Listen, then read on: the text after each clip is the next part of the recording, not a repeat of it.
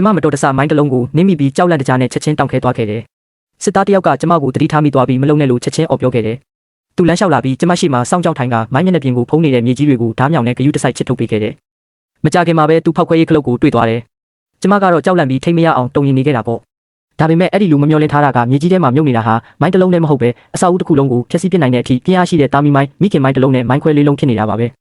အနှဲငယ်များမှားယွင်းရုံနဲ့ကွင်းဆက်ပောက်ကွဲမှုကိုဖြစ်စေနိုင်ပါတယ်ဒါကိုကြားလိုက်ရတဲ့အခါကျမအရန်ကြောက်လန့်သွားပြီးနောက်ဆုတ်ဖို့ပြင်မိတယ်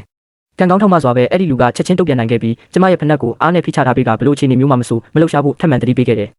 ပြီးတော့သူက9စက္ကန့်အတွင်းကျမဘလောက်ဝေးကြီးအထိပြေးနိုင်မလဲလို့မေးခဲ့တယ်ဒါပေမဲ့ကျမရဲ့ခြေထောက်တွေကတော့ထိတ်လန့်မှုကြောင့်အားရင်ကုန်ခန်းနေပြီဖြစ်လို့9စက္ကန့်အတွင်းဘလောက်ပြေးနိုင်မလဲဆိုတာမသိတော့ပါဘူးအဲ့ဒီအချိန်မှာကျမတို့နှစ်ယောက်စလုံးအသက်နဲ့ခန္ဓာအမြင့်တန်းနေတယ်လို့အရန်ကိုစိုးရိမ်ထိတ်လန့်နေခဲ့ရတယ်အဲ့ဒီလူဟာမိုင်းရဲ့ထိန်းချုပ်ကြိုးကိုဖျက်တောက်ပြီးချက်ချင်းမတက်ရက်ကကျမလက်ကိုဆွဲပြီးလှည့်ပြေးခဲ့ကြတယ်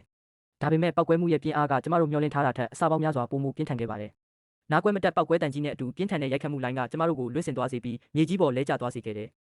မိုင်းမပောက်ကွဲခင်စက္ကန့်ပိုင်းလိုမှာပဲကျမဒဏ်ရာမရအောင်ကာကွယ်ပေးဖို့အတွက်အဲ့ဒီလူဟာသူ့ရဲ့ခန္ဓာကိုယ်နဲ့ကျမကိုလွှဲပြီးအုံမိုးကာကွယ်ပေးခဲ့တယ်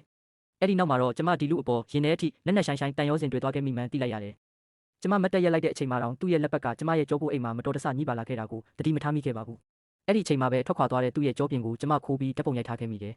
ဒါပေမဲ့ကျမထွက်ခွာခါနီးအချိန်ကြာမှပဲလက်ပတ်ကိုသတိပြုမိသွားခဲ့တယ်